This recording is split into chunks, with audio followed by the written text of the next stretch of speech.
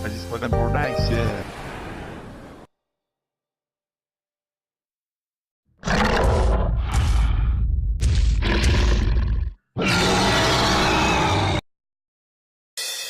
Meluncur ke TKP.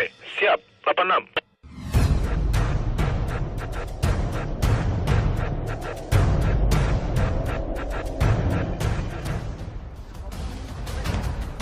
Ron.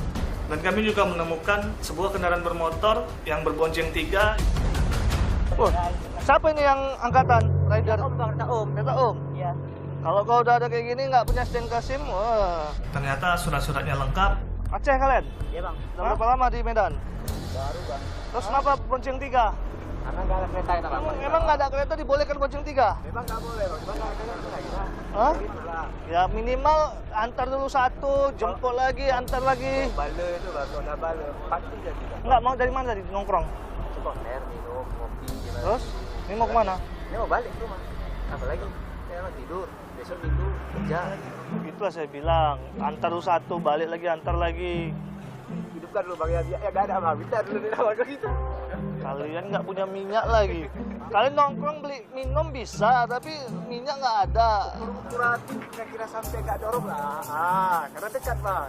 Mereka tetap bersikeras, alasannya bensinnya habis, tapi tetap tidak menjadi alasan itu bisa berbonceng.